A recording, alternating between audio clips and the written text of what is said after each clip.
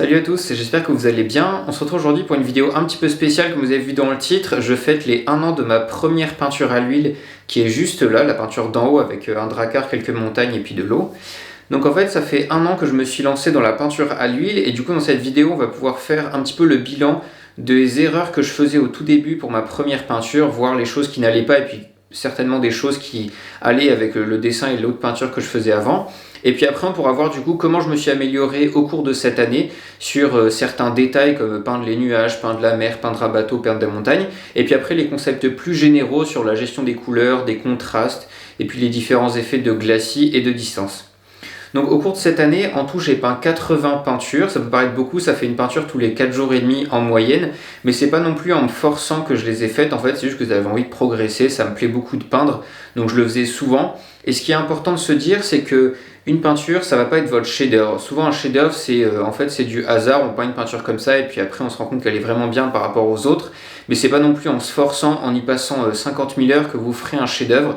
En fait, il faut s'enlever cette idée de la tête pour peindre les peintures les unes après les autres parce que c'est comme ça qu'on progresse.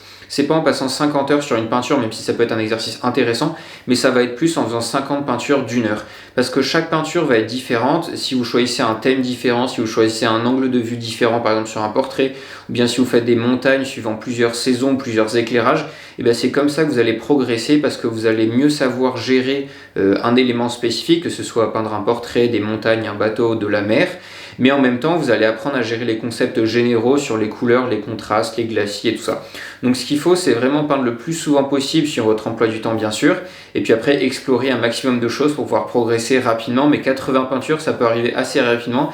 Si vous peignez, faites le compte aussi et puis dites-le moi en commentaire, ça sera assez marrant à voir. Je vous laisse avec un petit récapitulatif du coup de toutes ces peintures en accéléré et puis c'est parti.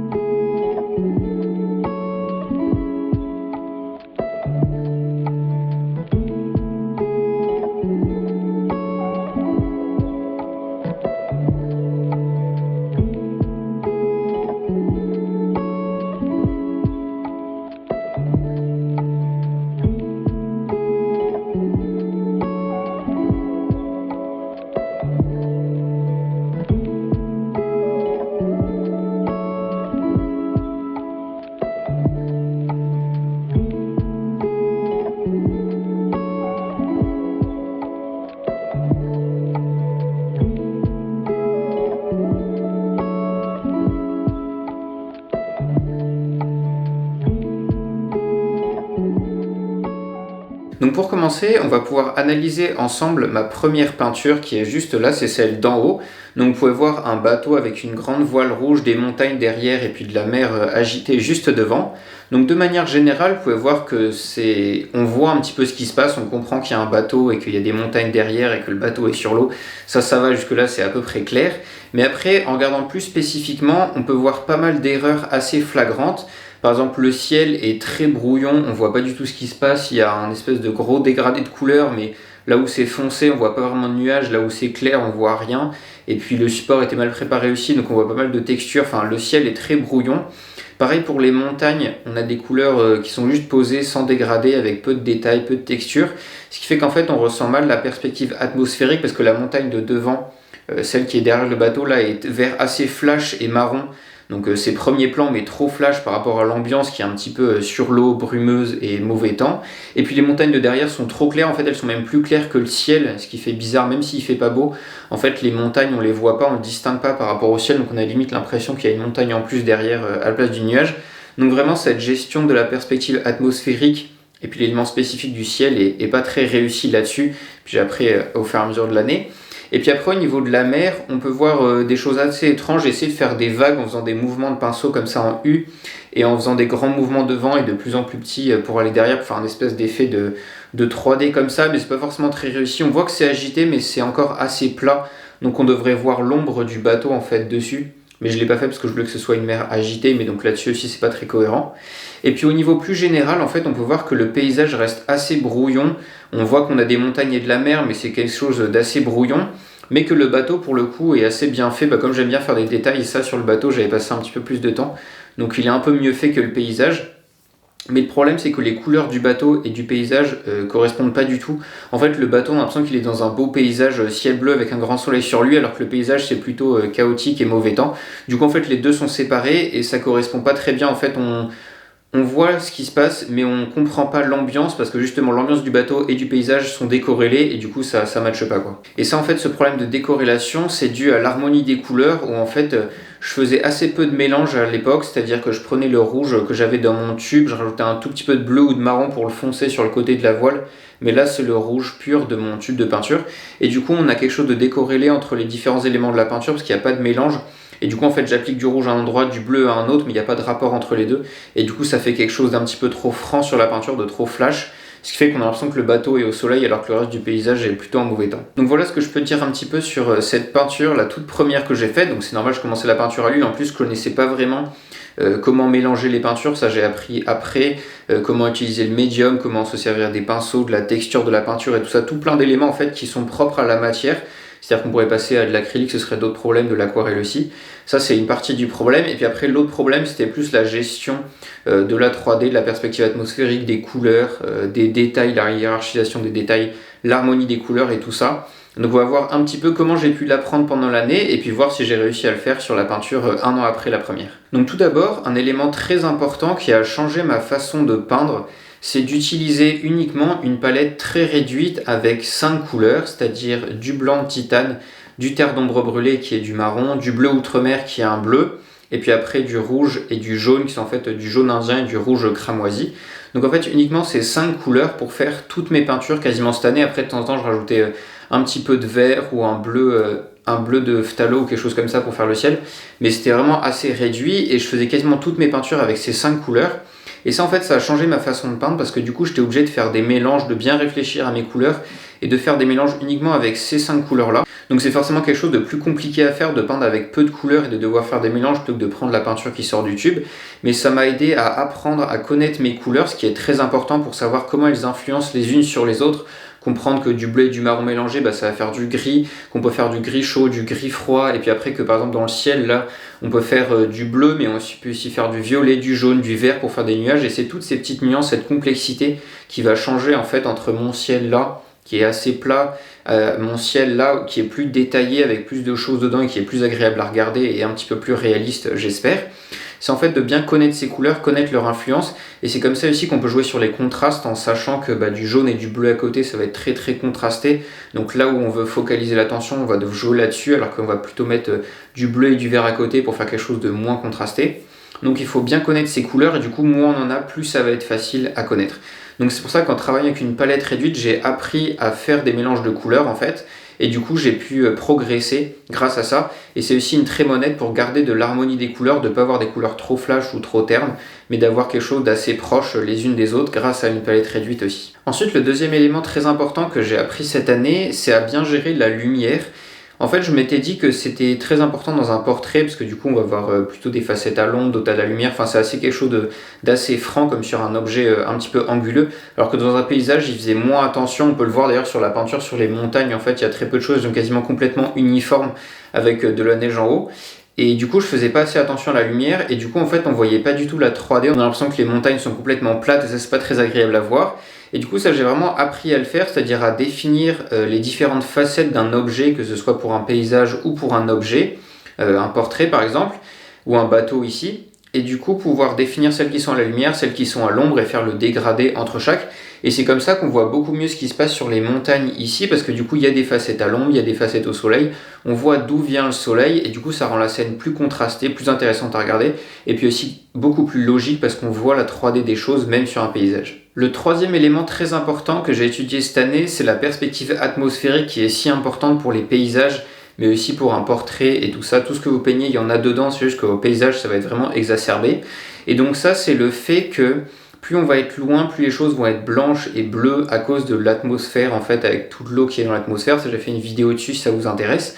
Et en fait, ça, j'ai appris à le mettre en place au fur et à mesure en faisant des mélanges de couleurs, en regardant sur des photos ici, et en regardant ce qui se passait par rapport à la lumière, parce que ça va pas du tout être la même chose en plein jour et avec un coucher de soleil, avec des effets de contre-jour, par exemple.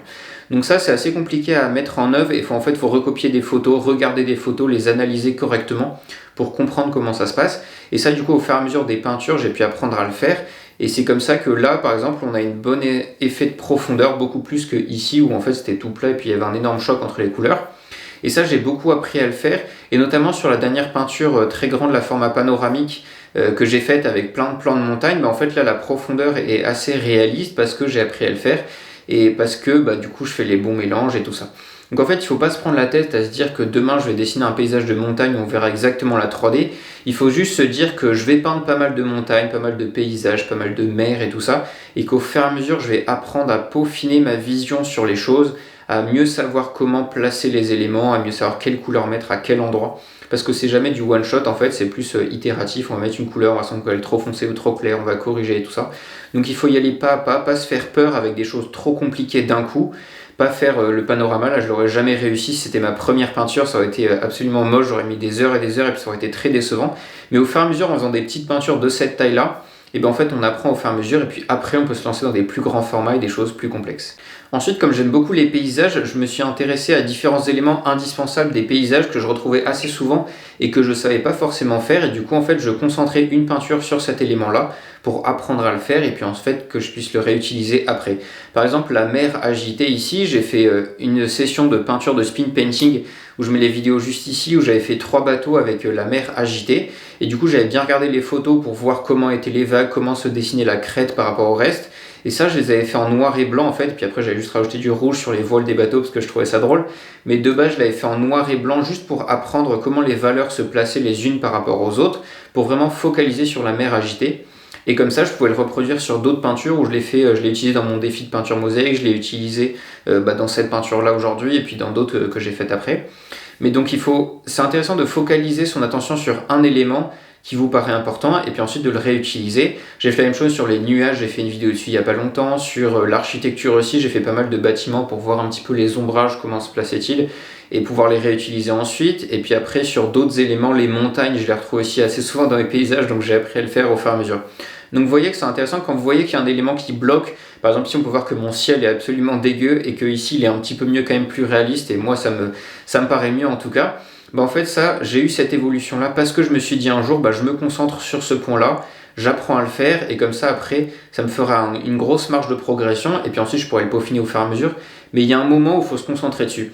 Si dans toutes vos peintures il y a des bateaux mais que vous n'êtes jamais posé 10 minutes pour vous apprendre à dessiner un bateau suivant plusieurs angles, plusieurs perspectives, plusieurs lumières, en fait je doute que vous progressiez assez rapidement. Vous allez progresser mais ce sera beaucoup plus rapide si jamais vous faites une peinture de bateau et vous prenez le même bateau, vous en prenez 4 photos et vous le faites sous tous les angles avec différents éclairages. Là vous connaîtrez votre bateau par cœur et ensuite vous pourrez le placer les yeux fermés dans n'importe quelle peinture. Donc c'est important de se focaliser sur quelque chose, c'est comme ça qu'on progresse le mieux. Après bien sûr il ne faut pas se focaliser sur des choses qui sont anecdotiques ou qui se retrouvent dans très très peu de peintures, sauf si c'est votre spécialité.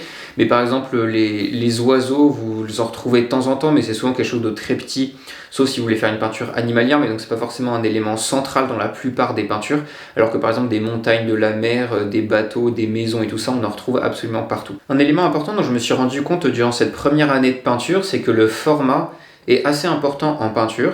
J'ai commencé au début en achetant un petit bloc de feuilles A4 pour faire mes premières peintures et c'était assez suffisant, ça me paraissait déjà assez grand pour faire mes peintures, un format A4 alors qu'en fait c'est petit par rapport à ce que je fais maintenant, mais c'était grand parce que j'apprenais, donc c'était compliqué, il y avait beaucoup de questions, tout me posait beaucoup de problèmes. Donc c'était long à faire et en fait je vous recommande vraiment pour les débutants qui commencent de commencer avec le plus petit format possible, alors pas non plus minuscule parce que sinon ce sera compliqué de faire quelque chose avec des pinceaux, mais A4 je trouve que c'est une bonne taille parce que c'est suffisamment petit pour pouvoir faire tout en 1 heure ou 2 heures maximum, donc niveau patience ça devrait aller, et en même temps c'est suffisamment grand pour pouvoir faire quelques détails, faire quelque chose qui est assez prenant et faire une scène complète en fait, que ce soit pas non plus un format de 10 cm par 10 parce que là ça va être compliqué de travailler dessus. Mais donc commencer par un petit format qui fait pas peur en fait, on se dit juste voilà c'est une feuille de papier, j'étale de la peinture dessus et puis on verra ce que ça donne, ça coûte rien donc on s'en fiche, c'est pas prise de tête, et puis comme ça vous permet de vous entraîner, d'en faire plein parce que c'est ça ce qui compte. Et puis après au fur et à mesure moi je suis passé donc à mon deuxième bloc de feuilles, c'était un format A3 où j'ai fait pas mal de peinture dessus, c'était joli parce que on pouvait faire des plus grands formats, donc faire plus de détails, plus de profondeur, et puis comme ça c'est plus prenant au niveau du regard quand on va dedans. Et puis ensuite je suis passé, j'ai fait quelques toiles de format 30 par 40, puis 50 par 60. Et après, j'ai fait un panorama il n'y a pas longtemps de 40 par 120 cm. Donc là, c'est un plus grand format encore. Mais vous voyez qu'il faut aller crescendo parce qu'en fait, la difficulté, ça va pas forcément être de prendre en compte tout l'espace, mais plus c'est grand en fait, moins on a de recul dessus. Et du coup, c'est compliqué de voir l'influence des couleurs les unes sur les autres, de bien placer les objets et tout ça. Donc moi, je préconise que plus le format est grand, plus il faut être sûr de ce qu'on fait. Sur mon très grand format, j'ai peint juste des montagnes sans trop de difficultés et un grand ciel bleu. Je savais les peindre, je savais où j'allais, je savais quelle couleur j'allais mettre à quel endroit, et puis le dessin était très simple, donc ça allait.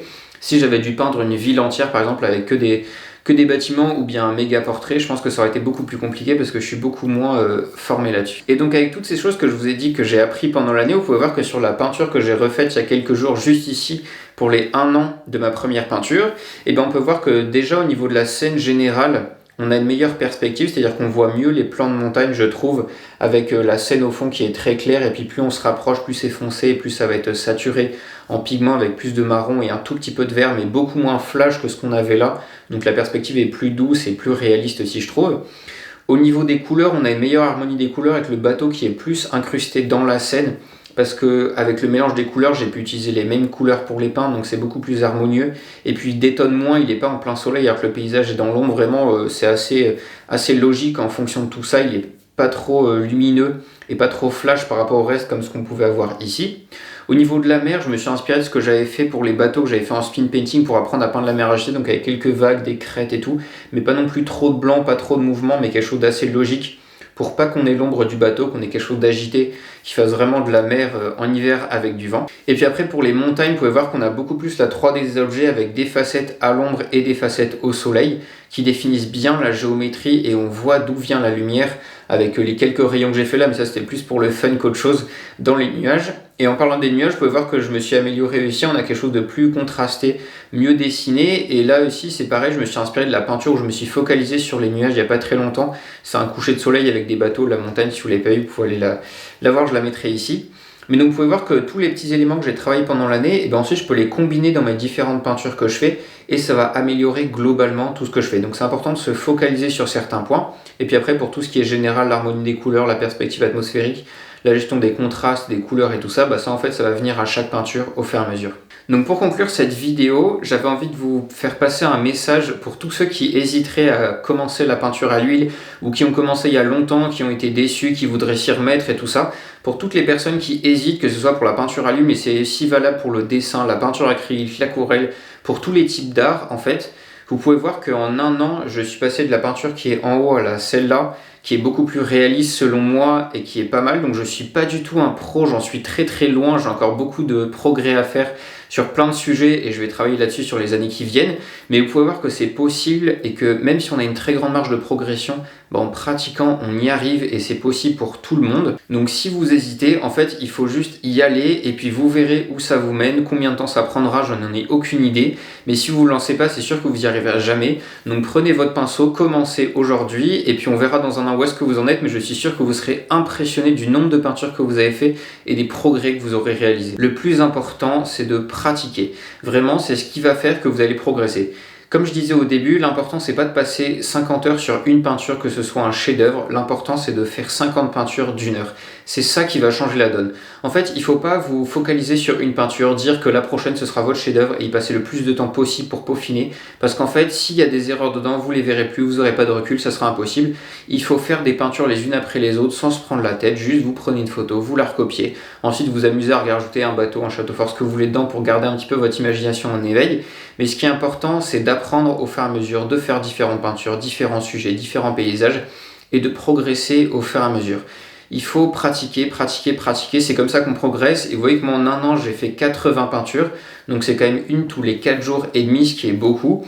Mais si vous aimez ça, en fait ça ira tout seul, vous ne vous rendrez même pas compte que vous peignez 1 ou 2 heures tous les soirs et que vous progresserez au fur et à mesure. Et en comparant la première et la peinture 1 an après, vous verrez tous vos progrès et vous verrez que vous aurez vraiment évolué en peinture. Donc c'est important d'apprendre à gérer les couleurs, les contrastes, à peindre un bateau, à peindre une maison, à peindre des montagnes, à gérer la perspective atmosphérique, tout ça. Mais en fait, vous allez l'apprendre au fur et à mesure de vos peintures.